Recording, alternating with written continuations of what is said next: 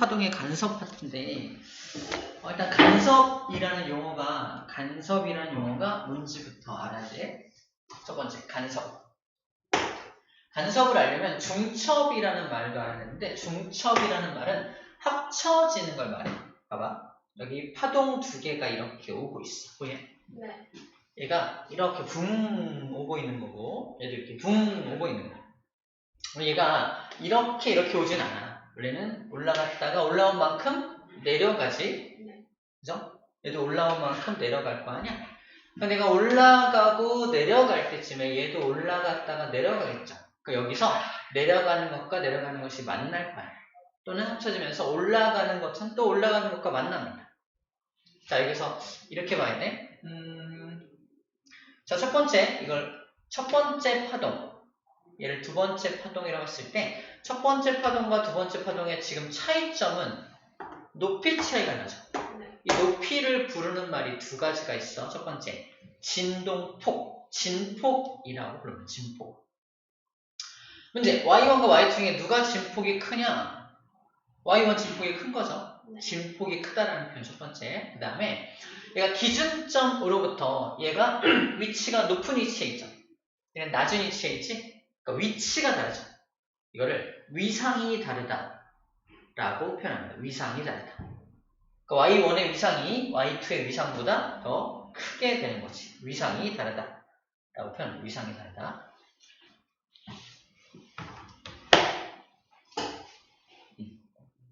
여기서는 또 세 번째 표현, 최대 변위가 다르다. 우리 물리 맨 앞에서 배우긴 하는데 위치가 이만큼 변했잖아. 위치가 변한 양을 변위라고, 위치의 변화량, 변위라고도 표현합니다. 그러니까 두 녀석의 변위값이 다르다라고 표현하게 돼요. 자, 그리고 왼쪽에 있는 파동은 오른쪽으로 진행하고 있고요. 오른쪽 파동은 왼쪽으로 진행하니까 조만간 둘이 만나겠지. 만나는 현상을 중첩된다 라고 표현합니다. 중첩된다. 두 파동이 겹쳐지는 현상을 중첩된다 라고 표현을 합니다. 중첩되었을 때 모습이야. 얘는 중첩되었을 때, 자, y1이 이렇게 올라갈 때 y2도 이렇게 올라가서 같은 위상으로 만나는, 그러니까 다시 말해서 우리 그거 배웠죠?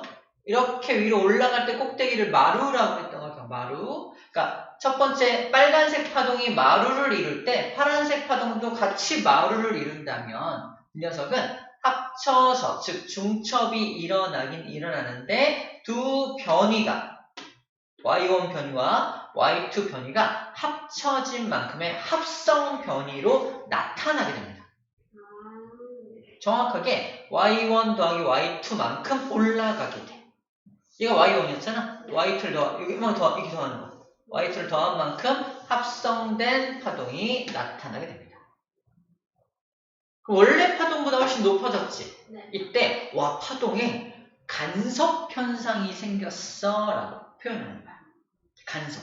자, 그래서 간섭이라는 표현이 뭐냐면 중첩은 합쳐지는 거라고 한다면 간섭이라는 표현은 합쳐졌을 때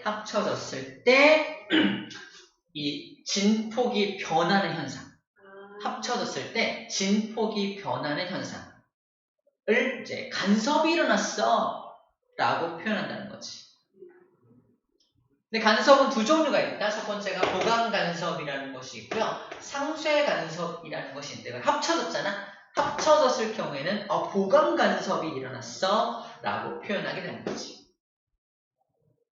보강 간섭이 일어난 파동의 변위 값은 y1과 y2를 더한 값이 그 변위의 값이 된다라고 표현하고 있는 일이죠. 이걸 간섭이라고 표현하는구나. 그래서 보강 간섭과 상쇄 간섭이라고 표현하게 됩니다.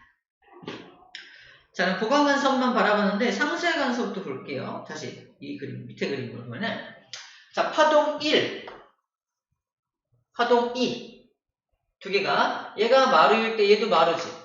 얘가 골일 때 얘도 골이잖아. 완벽하게 위상이 둘이 같은 거야. 위상이 같은 두 파동이 만나면 마루는 마루끼리 만나고 골은 골끼리 만나니까 진폭이 둘 다 엄청 커진 거 보이죠? 이때 보강 간섭이 일어났어 라고 표현하게 되는 거야. 근데 이거 봐봐. 얘는 얘가 마루일 때 얘는 골이야. 그치? 네. 이런 경우 이 두 파동이 만나면 어떻게 될까?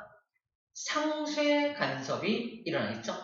이거 플러스 y면 마이너스 y일 거 아니야? 둘을 더하면 0 될 거 아닙니까? 그래서 변이 0. 보라색 보면 돼. 보라색 0hd. 둘이 만났는데 우리가 봤을 때는 아무런 파동도 없는 것처럼 보인다는 거죠. 이렇게 아무 일도 없네 이렇게 보인다는 거. 사실은 있는 거예요. 그 안에 숨어 있는 거지. 얘는 숨어 있는 거. 이 숨어 있다는 증거가 바로 세 번째 독립성입니다. 이게 뭐냐면 다시 위에 그림 보게 되면은 자, 둘이 보강 간섭이 일어나서 둘이 만났어. 둘이 만났다. 이렇게 둘이 만났어. 자, 둘이 만났는데 자, 만난 순간 이렇게 진폭이 커졌죠. 잠시 조금만 기다리면 y1은 이 방향으로 진행하는 거였고요. y2는 이 방향으로 진행하는 거였으니까 잠깐 둘이 만났지만 곧 다시 분리가 돼서 제 갈 길을 가. 잠깐 둘이 만났을 때 보강 간섭이 일어나지만 다시 제 갈 길을 가고 있는 모습이 요거야.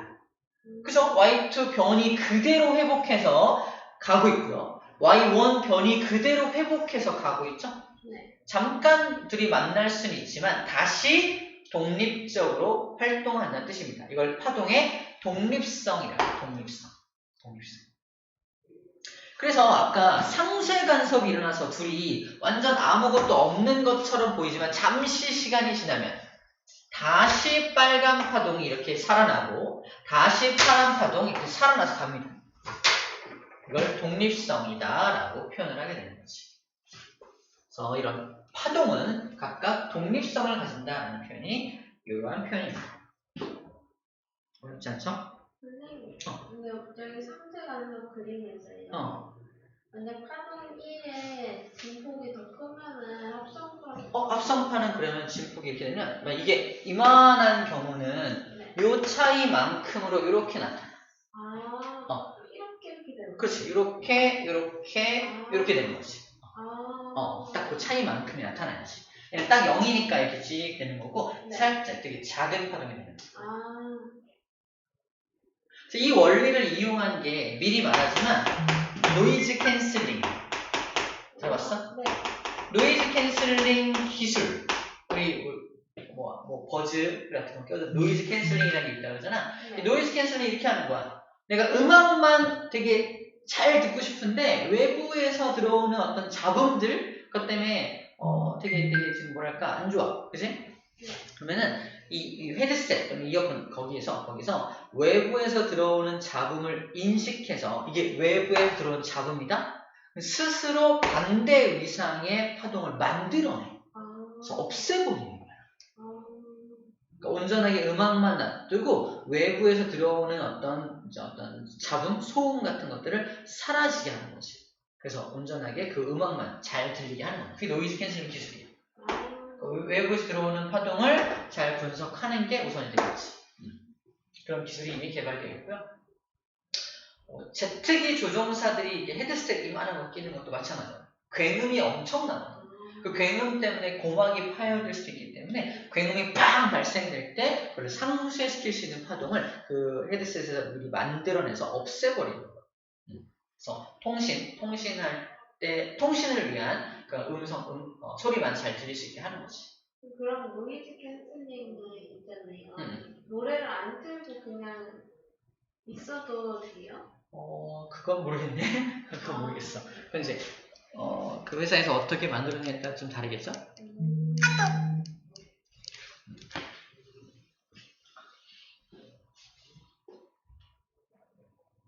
됐죠? 이렇게 해서 그렇게 활용할 수도 있겠구나.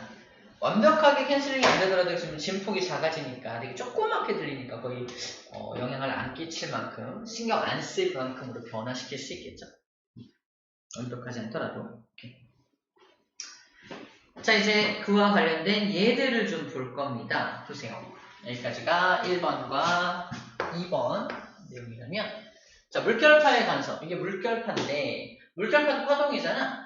자, 항상 약속된 기호가 있는데, S1, S2가 뭐냐면, 파동의 근원지, 파원이야, 파원. 이게 쉽게 말하면 물이 있는데 돌 2개를 붕덩 떨어뜨린 거야. 요 위치에 하나 떨어뜨리고 요 위치에 하나 떨어뜨립니다. 돌은 동그랗잖아. 그래서 붕덩 떨어지면은 그 돌 주변으로 동글동글동글한 파동이 만들어지거든. 그걸 원형파라고 해요. 원형파가 형성이 된 모습이에요. 자, S1을 기준으로 원형파가 만들어지는 모습입니다. 쭉쭉쭉쭉 원형파 만들어지겠지? 원형파를 보면은 우리 이걸 옆에서 물이 이렇게 있다면 여기다 돌을 펑 떨어뜨리면은 물이 이렇게 붕덩 이렇게 갈 거 아니야, 그치? 물결파가. 그때 위로 튀어나온 부분이 있고 아래로 들어간 부분이 있을 거 아니야? 어디가 더 햇빛을 많이 쪼이냐? A가 더 햇빛을 많이 쪼이겠지. 자, 여기 마루 부분이 밝게 보여.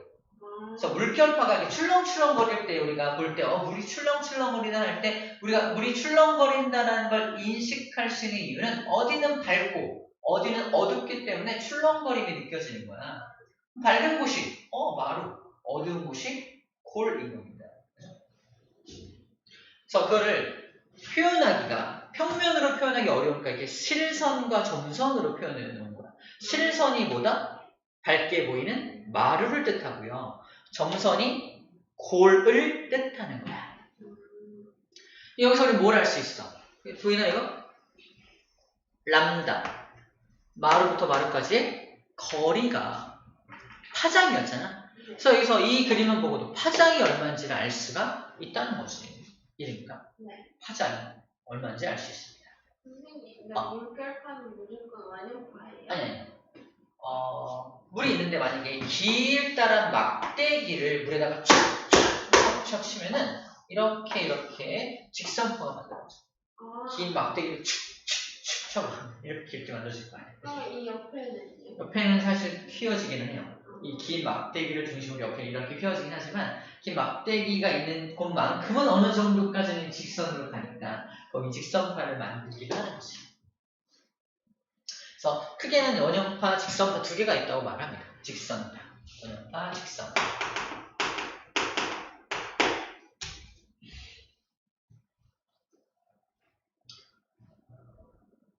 자, 그럼 파원이 하나가 있고 여기도 파원이 또 하나 있지. 2개의 파원에서 동시에 붕덩 돌을 떨어뜨렸을 때 얘도 골마루가 반복되고 얘도 골마루가 반복될 거 아니야? 그때 체크할 게 여기 가운데 쭉 그림을 그리면 여기 점이 어디냐면 S1으로부터의 거리와 S2로부터의 거리가 어떤 점? 같은 점. 이 같은 점은 항상 같은 위상이 만나겠지. 같은 거리니까. 그래서 여기서부터도 나는 이렇게 하다 보니까 여기는 마루야. 나도 당연히 마루지 그러면. 이렇게 같은 위상이 만날 수밖에 없으니까 이 라인은 당연히 뭐밖에 일어날 수가 없다? 보강 간섭이 일어날 수밖에 없는 라인이라는 겁니다. 보강 간섭이 일어날 수밖에 없는 라인이라는 거야. 라인. 그럼 어디가 보강이 일어나고 어디가 상쇄가 일어나는지는 그림으로 찾는 방법이 있고 계산하는 방법이 있는데 그림 딱 봐봐. Q점은 골과 골이 만나는 거 보여? 보강이네. P점 봐봐. 마루 만나는 거 보여? 보강이네. 하지만 R점과 S는 어때요? 마루와 골이 만나고 있죠? 여기도 마루와 골이 만나고 있죠? 그러므로 이 둘은 상쇄 간섭이 일어나는 곳입니다. 계산하는 방법은 어떻게 됩니까? 봐봐. 이 P라는 점은 현재 보강 간섭이 일어나는 곳이잖아. Q라는 점도 보강 간섭이 일어나는 점이잖아. 그때 S1으로부터의 거리와 S2로부터의 거리가 어떻다고? 같을 수밖에 없다 그랬어. 자, 이런 표현을 씁니다. 그래서 뭐라고 하냐? 경로차. S1과 S2로부터의 경로차가 0이 되죠. 이 경로가 만약에 10m야. 이 경로도 10m야. 경로의 차이, 두 파동의 경로의 차이는 어때요? 경로의 차이니까 0이 되는 거죠. 경로차가 없어, 그지? 이 경로차가, 주어야, 경로차가 반파장의 짝수배가 되는 지점은 무조건 보강 간섭이 일어나게 됩니다. 반파장, 우리 파장이 얼마인지 알고 있잖아. 그지? 네. 그러면 반파장이라는 건 2분의 1 람다를 말하거든. 짝수배는 0부터 짝수배야. 그러니까 0이 나와도 짝수배니까 보강간섭이 일어나는 거지. 자, 이게 식이야. 자, 0이 나올 때 당연히 보강간섭. 바로 요 Q점이 반파장의 0배. 0배니까 보강간섭이 일어나는 점입니다. Q점도 봐, Q점. Q점 같은 경우는 이렇게 그림을 그리고 여기는 이렇게 그려줄 거 아니야? 그럼 여기가 긴 쪽이고 여기는 짧은 쪽이잖아. 경로차를 구해보면은 얘는 2분의 1 람다의 만약에 2배, 딱 람다가 나오는 경로차가. 이만큼의 길이가 같은 길이가 나오는 거지. 아, 그러면 여기는, 이거 구해, 이거 반파, 이거 만약 예를 들어서 람다가 5m였다고 칠게요. 람다 5m인데 얘 구해보니까 15m야. 얘는 5m야. 그럼 경로차가 얼마야? 10m죠. 그러면 반파장은 2.5 람다잖아. 2.5m지. 반파장이 몇 배? 경로차가 10m니까 몇 배? 4배지. 4배니까 짝수배네. 보강간섭 일어나는 곳이네 라고 판단한다는 거야. 이해할 수 있겠죠? 네. 오케이, 이렇게 이해하는 거야. 반파장의 짝수배가 간다는 지점은 보강간섭이 일어나는 점이에요 라고 하는 거고, 반대로 이 S 볼게. S 같은 점은 이렇게 경로가 나오고 이거 되게 짧잖아. 자, 이걸 20m라고 하고 얘를 5m라고 한다면 설정을 잘못했을 수도 있는데 경로차가 15m죠? 네. 15m. 15m가 경로차인데 경로차가 2분의 1 람다, 즉 아까 쌤이 5m, 2.5m죠? 2.5m가 반파장이죠. 몇 배를 해야 15가 나오는 거야? 6이네. 안 돼. 이기면 안 돼. 그럼 이거는 22.5.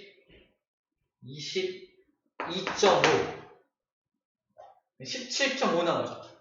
17.5가 나오려면은, 얼마나? 5, 25. 6, 22, 5, 30.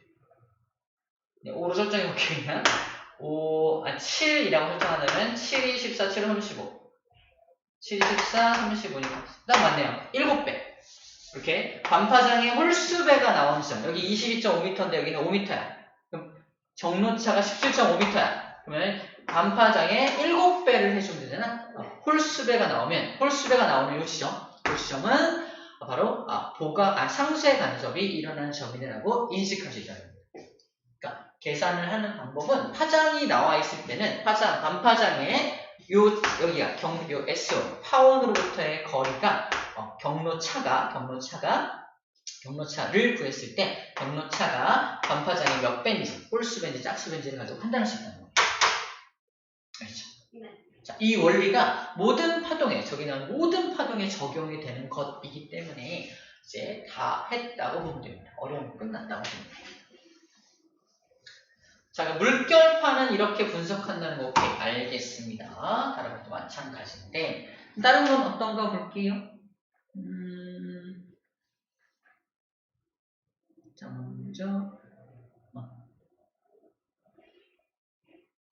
소리.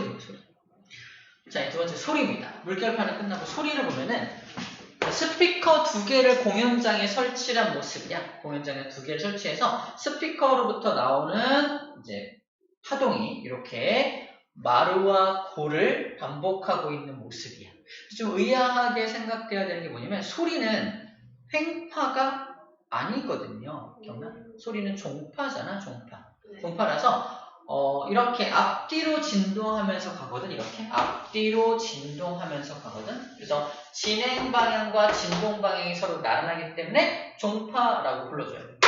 그때 여기는 소한 부분이고 여기는 밀한 부분이잖아. 그때 밀한 부분을 이제 여기는 마루 부분이라고 인식하면 돼요. 밀한 부분이 마루 부분이고 소한 부분이 볼 부분이다라고 인식하면 됩니다. 그래서 이거를 어떤 기계장치를 이용해서 횡파의 형태로 바꾸면 이렇게 횡파 형태로 바꿔낼 수가 있다라는 거예요.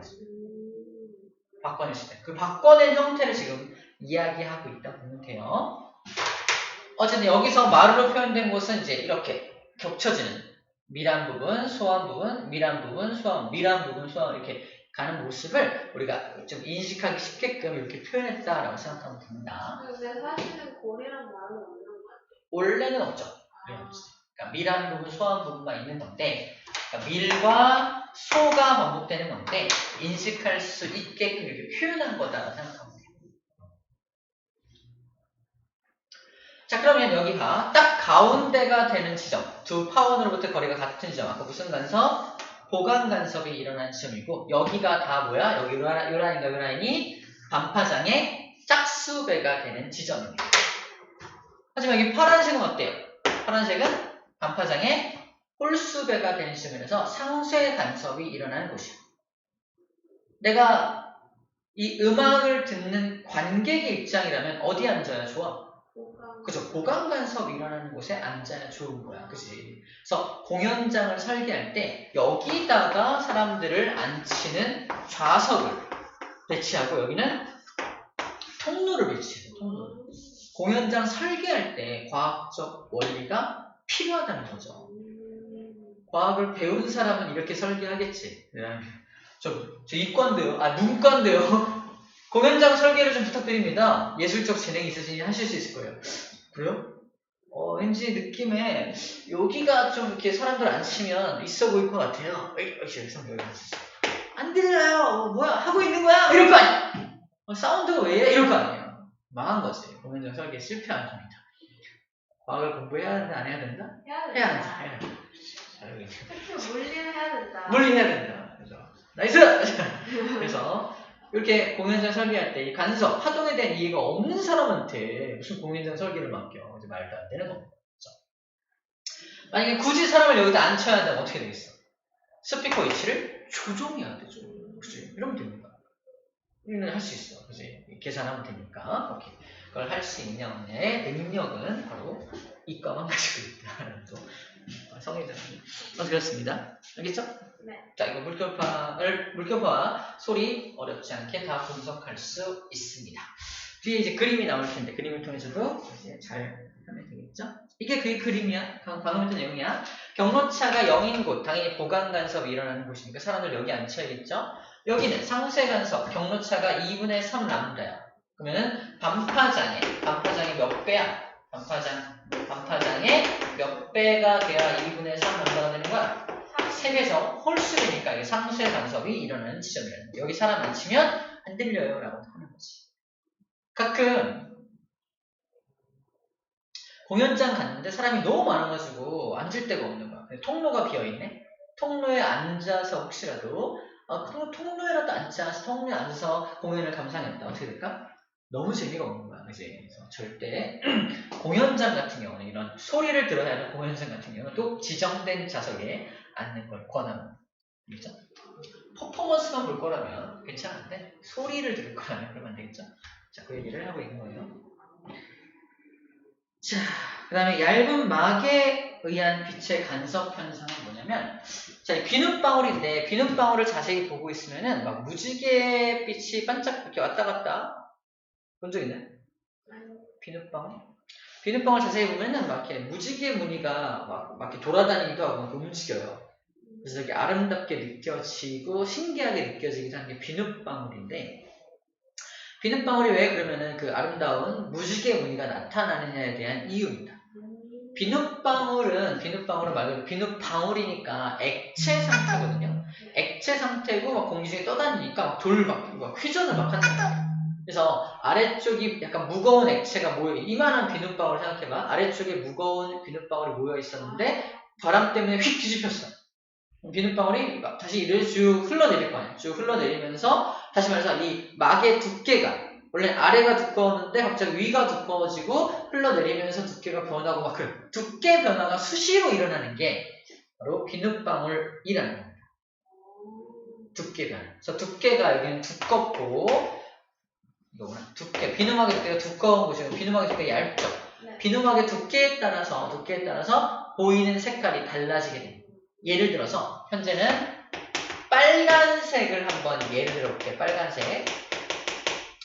자, 햇빛에서 나오는 빨간색이 비누막이 두꺼운 상태에서 비누막 쪽으로 들어가면, 자, 비누막의 표면에서 한번 반사가 되고요. 비누막의 끝부분에서 또 한 번 반사가 됩니다. 반사가 두 번 일어나 이렇게. 굴절은 안 일어나요. 굴절도 일어나는데 굴절은 내 눈에 들어오지 않으니까 신경 쓰. 내 눈에 들어오는 것만 보는 거 지금. 굴절도 일어납니다. 그래서 두 개의 반사가 된 것을 합쳐보니까 상쇄가 일어나는 두께야. 그럼 여기는 빨간색이 보여 안 보여? 안 보여. 다른 색깔을 보여. 다른 색. 빨간색을 제외한 나머지 색깔들만 보이는 거니까. 그래서 주, 초, 막 파만 보여. 약간 푸른색 계열들만 보여서 이거 약간 푸른색이네 할 때쯤 비누막의 두께가 바뀌어서 이렇게 바뀌면 이번에는 여기서 튕기고 여기서 튕길 거 아니야? 보강 간섭이 일어나는 두께로 바뀌는 겁니다. 이제 빨간색이 보이지? 비누막이 처음엔 파란색이었다가 빨간색으로 바뀌는 거야. 수시로 색깔이 바뀌는 비누막이 되는 거지. 그 이유와 원리가 바로 이 비누막의 두께 때문에 보강과 상쇄가 계속 수시로 일어나고 있다고 보면 됩니다. 이해되죠? 그 색깔마다 다른 거예요? 색깔마다 달라. 색깔마다 파장이 다르잖아. 아, 빨간색은 이런 파장이라면 네. 파란색은 이런 파장이야. 아, 파장이 다르면 어디서 보강이고 어디가 상쇄인지가 다 달라. 아, 그러니까 되게 랜덤하게 무지갯빛을 막 보이는 거지. 이게 반파장의 짝수배, 홀수배를 다 따로 계산해야 될 거 아니야? 그래서 비누막의 두께에 따라서 어디가 상쇄인지 보강인지는 다 따로 계산이 들어가니까 우리가 봤을 때는 그냥 랜덤하게 무지갯빛으로 왔다 갔다 보이는 거예요. 이해할 수 있겠죠? 네. 이렇게. 선생님, 그러면요. 선생님이랑 저랑 말하고 있을 때 어딘가에서는 상쇄 간섭이 일어나는 거예요? 둘이 동시에 말했을 때지. 동시에 말했을 때 상쇄가 일어나는 곳이 있을 수 있는 거지.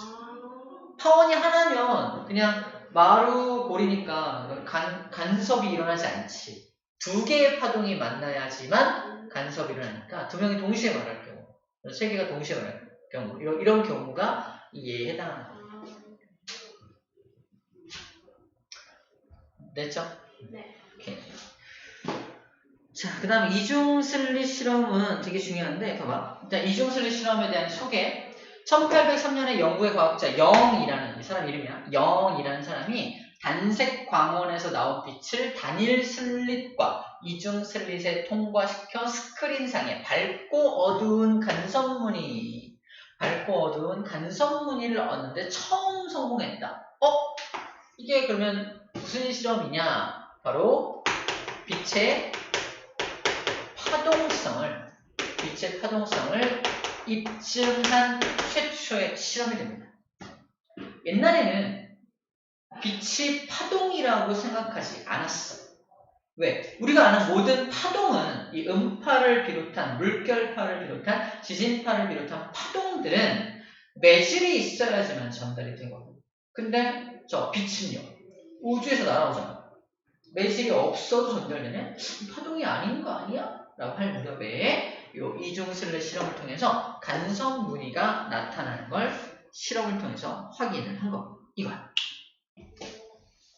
파동의 특징이 뭐냐면 회전입니다. 파동은 회절하는 특징이 회절. 회절이 뭐냐면 장애물을 만나면 장애물을 피해서 가는 걸 회절이야. 회피한다, 돌아간다는 뜻이야, 회절. 이게 회절이 어떨수록 잘 일어나냐면 파동이 길쭉할수록 회절이 잘 일어나. 그래서 이 짤막한 거는 회절이 잘 안 일어나. 통신에 이용한 이 N은 A가 유리해, B가 유리해. A가 유리하거든. 그래서 이게 전파라는 말로 라디오파라고 부르는 이유가 라디오 방송할 때 이용하는 파동이 길쭉한 파동을 이용하거든. 근데 만약에 장애물을 못 피하면 어떻게 해요? 장애물을 못 피하면 통신이 안 되는 거죠. 통신이 안 돼. 예를 들어서 중계기가 설치되어 있지 않은 엘리베이터 안 전화가 잘 안 터지죠. 네. 그게 전자기파가 들어오지 못합니다. 전자기파 들어오지 못하니까 통신이 안 되는 거예요. 그래서 엘리베이터마다 중계기를 설치하는 거죠. 그런 이유. 근데 모든 물체는 반사를 해요? 모든 물체는 반사를 하냐고? 네. 모든 물체가 반사를 하냐?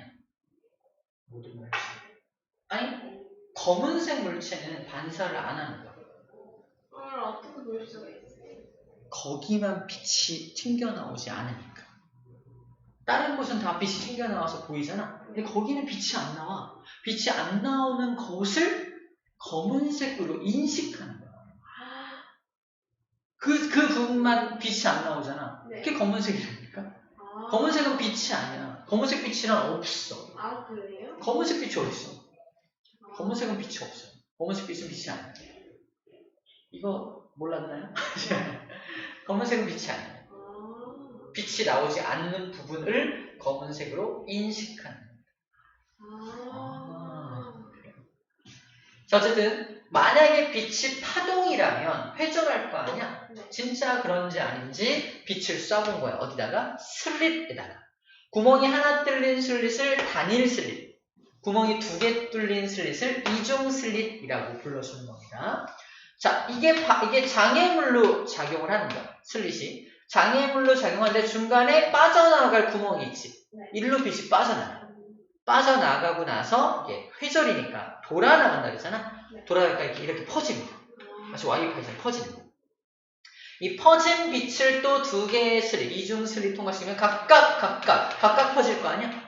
각각 퍼지니까 파원, 2개의 파원에서 진동이 이렇게 파동이 나가는 것 같아서 이 2개의 파동이 이제 상쇄 간섭과 보강 간섭을 일으킬 거 아니야? 상쇄 간섭을 일으키는 곳이 이렇게 까만색으로, 보강 간섭을 일으키는 곳이 빨간색으로 나타나게 된 거지. 그래서 이 슬릿의 간섭 무늬가 빨강, 까만, 즉 보강 상쇄가 반복적으로 나타나는 걸 보고서 아, 얘가 빛이 여기서 회절을 일으켰구나. 빛도 파동이구나라는 걸 알아내게 된 거지.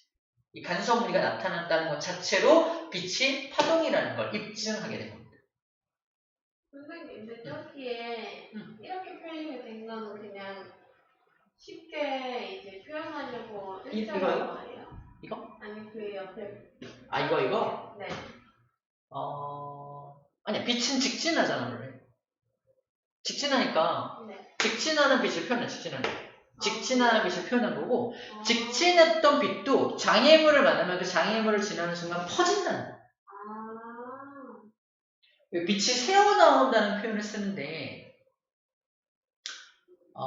예를 들어서, 이게 잘 표현될지 모르겠는데, 이 지붕이고, 안에가 되게 깜깜한 방안이야. 해가 떠 있어. 해가 이렇게 올 거 아니야, 햇빛이. 구멍 하나가 딱 뚫려 있다? 그러면 빛은 직진하니까 원래는 빛이 이렇게만 한 줄기만 들어와야 될 거 아니야. 근데 들어올 때 이렇게 빛이 들어오려니까 퍼져 들어온다. 구멍이 요만한데 이렇게 들어온다고 빛이. 이거야 그 얘기야. 회절에서 돌아 나오기 때문에 이렇게 퍼져 들어온 줄 모르는 거지. 이거 이해돼요? 어떤 말인지 알겠어? 그래서 왜 저기 이렇게 있는 거예요? 직진하면 이렇게 되는 거 아니에요? 이거? 네. 직진하는 빛도 이렇게 마루와 고를 반복하고 있잖아. 마루를 표현한 거야. 아, 그게 마루를 표현한 거야? 마루를 표현한 거지. 마루. 그러니까 마루니까 이게 마루 겹치고 골골 겹쳐서 간섭이 나타나는 거지. 마루를 표현한 거야. 빛의 마루 부분을 표현한 거 똑같이. 꼭 그 물결표만 튀어나와서 마루만 표현한 게 아니라 이것도 똑같은 파동이니까 이런 형태로 표현해 주는 거예요.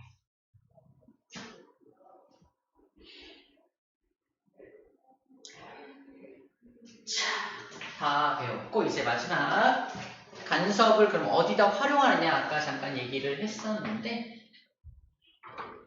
소음 제거 장치, 헤드셋, 그죠? 자동차 소음 제거 헤드폰, 조종사용 헤드셋까지 얘기했죠? 자동차 소음기는 뭐냐면 자동차가 엔진에서 연료를 폭발시켜서 붕 가는 거거든? 폭발음이 엄청 나겠지? 그래서 뒤에다가 소음기를 달아. 소리를 없애주는 장치, 그게 이제 이런 기술을 이용한 거겠죠? 소음기를 달아서 자동차가 조용하게 가게 만드는 거. 원래 모든 자동차는 그래. 근데 자동차를 보면 이상한 막 되게 민폐 끼치는 자동차들 있죠? 우왕 가는 자동차들. 소음기를 껴버린 거야. 일부러 소음을 내게끔 한 게 아니라 원래 그런 소리가 다 나. 모든 자동차가 다 나는데 걔는 일부러 소음기를 떼어내서 민폐를 끼치고 있는 거지. 아니면 제조도 하지 않아요? 응? 다시 다르게 만들지도 않아요. 그럴 수도 있지. 오히려 확대시킬 수도 있죠. 아무튼 그렇습니다. 그것을 자동차 소음기라고. 모든 자동차에는 소음기가 원래 기본적으로 붙어 있어요. 그 영화 같은 데 보면은 권총 앞에다 껴가지고 튀는 거 알아요? 권총 앞에. 그거 잘 안 보는구나. 권총이 이렇게 빵빵 쏘잖아. 총을 쏠 때 화약이 터지니까 화약이 터지는 소리를 상쇄시켜서 총 쏘는 소리가 전혀 들리지 않게끔 끼우는 소음기를 껴요. 그래서 영화 같은 데 보면은 몰래 암살할 때 총으로 총 쏘는 거예요. 소리가 소리밖에 안 나. 그럼 그 소리는 나갈 때 나는 소리인 거예요? 그렇다고 봐야지. 나갈 때 나는 소리가 봐야지. 휴대전화에도 이제 요즘 노이즈 캔슬링 하는 휴대전화가 있거든. 그걸 얘기하는 거고, 비행기에도 이제 비행기 굉음 때문에 그걸 좀 없애기 위한 소음 제거 장치가 들어있다고 보면 되겠습니다. 소음이 이렇게 들어오면 걔를 없애기 위해서 얘가 골이면 말을 만들고 있죠. 그래서 상쇄시키는 파형이 만들어지게 되는 겁니다. 자, 그 다음에 무반사 코팅. 쌤이 옛날에 태어났을 때, 그때는 이제 임금님 모시고 막 가마 타고 다니고 막 집신 신고 다니고 그런 시절이 있었어요. 믿습니까? 그 시간에 안경을 끼고 사진을 찍으면 이렇게 나왔어. 그래요? 눈이 전혀 안 보여. 눈을 아주 예쁘게 뜨고 찍어도 그냥 저렇게밖에 안 나오니까 아무 의미가 없었었다는 겁니다. 그죠? 이게 일반 렌즈야. 요즘은 대부분 다 사진 찍으면 다 이 렌즈빛 반사되는 건 전혀 없거든요. 이게 전부 코팅을 해놨기 때문에. 이 코팅이 어떤 역할을 하냐면, 자, 일반 렌즈 같은 경우는 이게 코팅을 해놓은 거잖아. 일반 렌즈는 여기서 반사가 일어나니까 반사된 게 그대로 카메라에 들어가서 카메라에 그냥 하얗게 나타나는데, 코팅을 여기다 얇게 해놓으면 코팅 윗부분에서 반사한 건 일어나고 실제 렌즈에서 반사한 건 일어나서 이 두 개의 경로차를 딱 반파장에 홀수배로 맞춰놓은 거야. 그래서 상쇄 간섭이 일어나게끔 만들어서 이 렌즈를 맞고 나오는 빛이 사라져버리는 거지. 그러니까 내 눈을 맞고 나오는 빛만 카메라에 들어오니까 내 눈동자가 보이는 겁니다. 원리는 이해가 되죠? 네. 되게 똑똑한 사람들이 똑똑하죠. 이렇게 화동을 이용한 생활 속에 이용한 것들도 많이 존재한다 라는 말을 하고 있는 겁니다. 선생님, 근데 어떻게 코팅에서 또 반사한 다음에 렌즈까지 가서 반사해요? 우리 반사되는 것도 있지만 굴절되는 것도 있다며. 굴절되게 또 반사되지. 굴절되게 또 반사되지. 빛이 나눠지잖아. 네.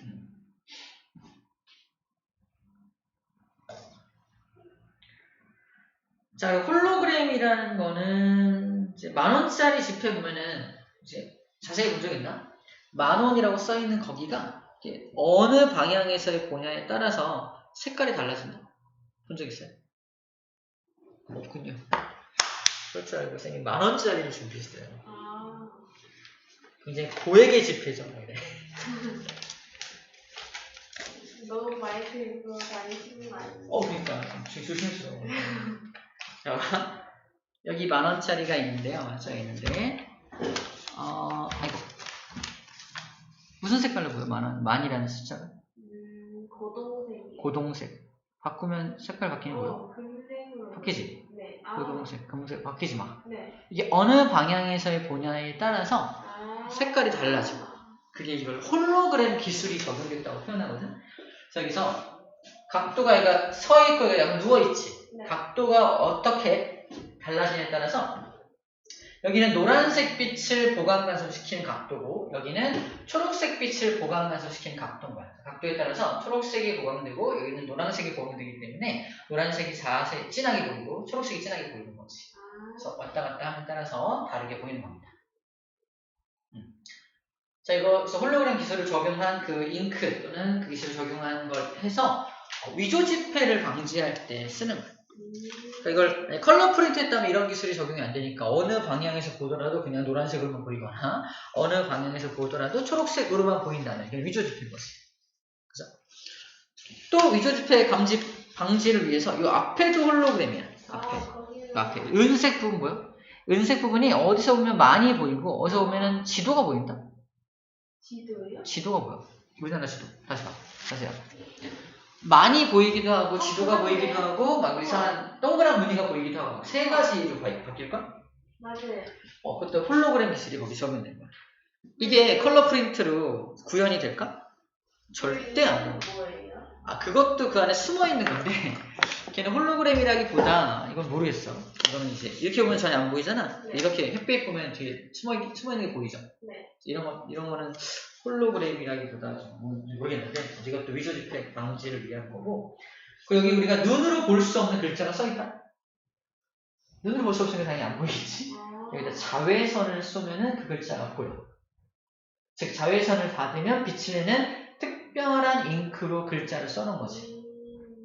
그래서 이 위조 집행지 아닌지 진짜 정밀하게 만들어서 홀로그램도 막 적용을 해서 막 만들었어. 하지만 그 잉크, 특별한 잉크까지 썼는지 안 썼는지를 확인하기 위해서 위조 집행 감별할 때 수리남에도 나왔는데 막 자외선을 쫙 쏴서 찡 봐요.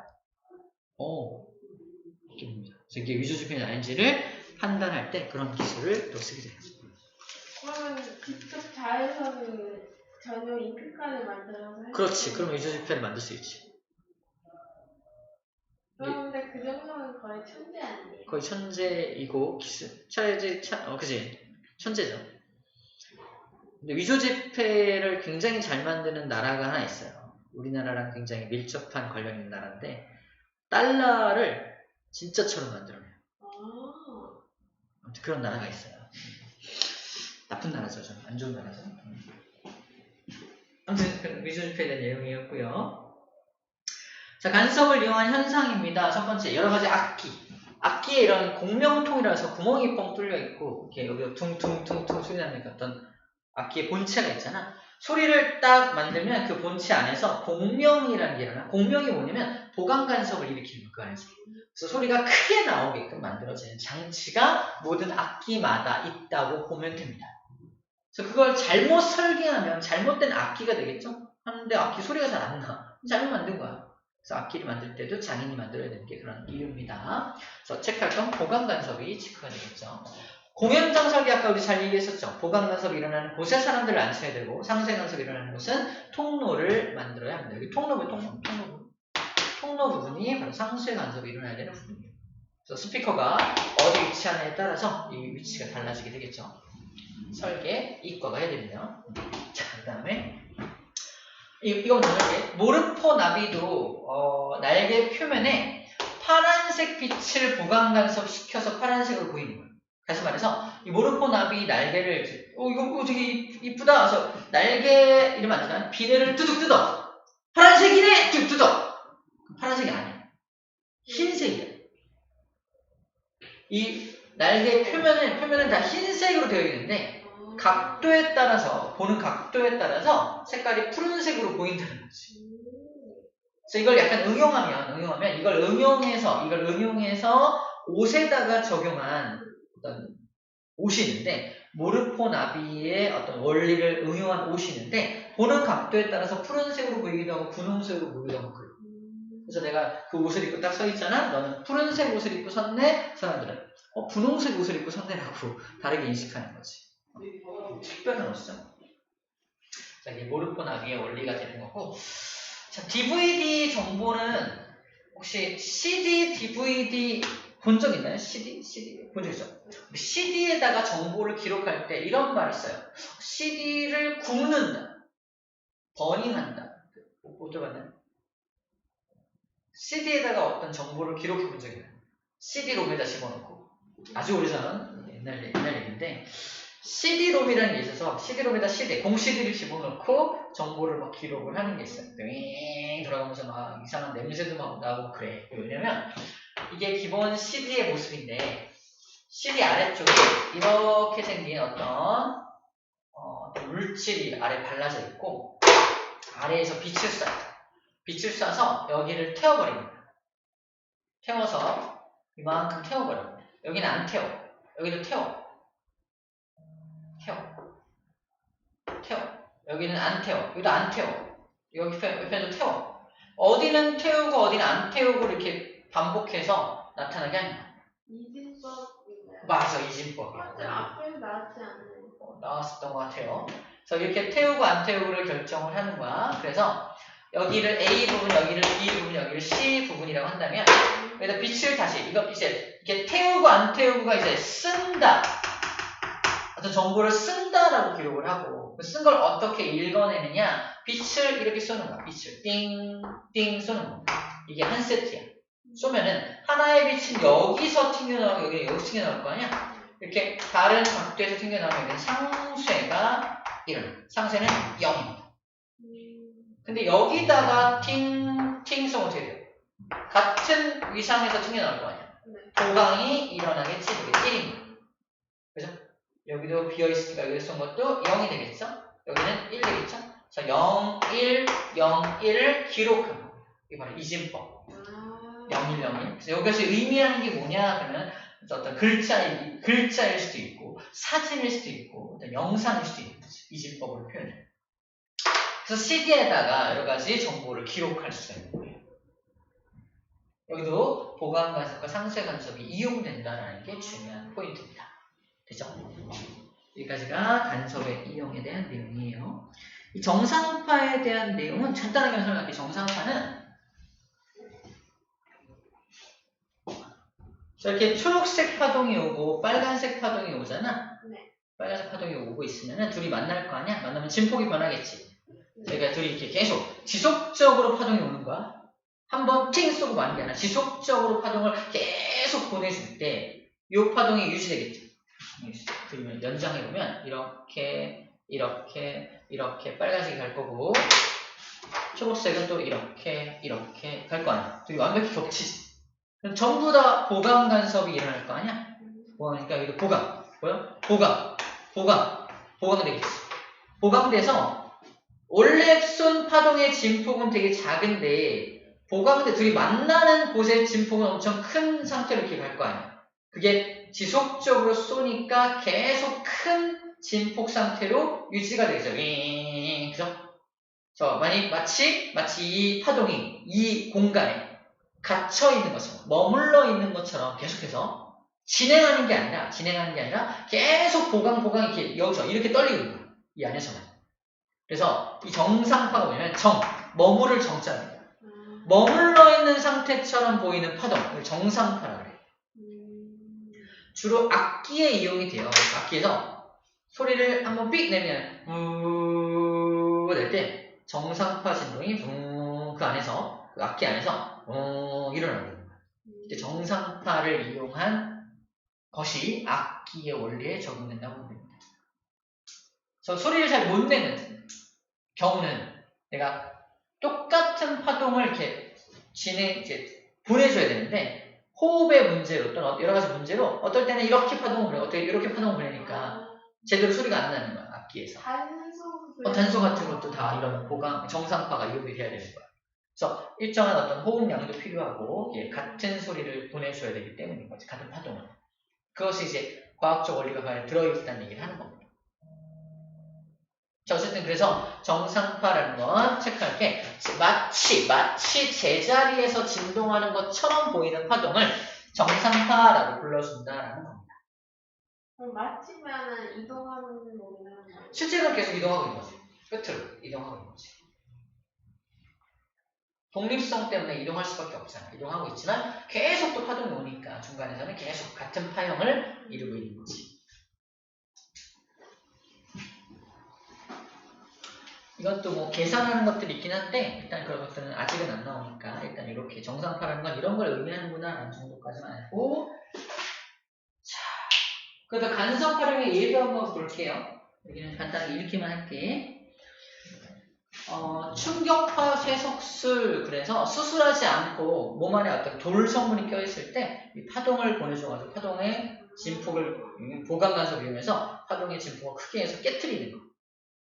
충격파, 쇠석술도 파동을 이용하는 거다라는 거고, 전파망원경도 여러 대의 전파망원경에서 수신한 전파의 간섭 현상, 같은 파동이 오고 있으니까 이거 간섭을 일으켜가지고 큰 망원경을 사용한 것과 같은 효과를 보이는 거예요. 그러니까 여러 대를 이용해서 고강 간섭을 통해서 정보를 수집한 것을 이제 합쳐가지고 큰 진폭을 만드는 거니까 큰 망원경을 이용하는 것과 같은 효과를 보이는 것입니다. 분광기라는 녀석은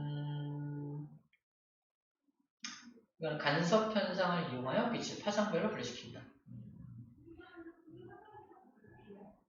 이것도 어떤 빛이 오면 이렇게 프리즘 같은 통과시키면은 나눠지잖아.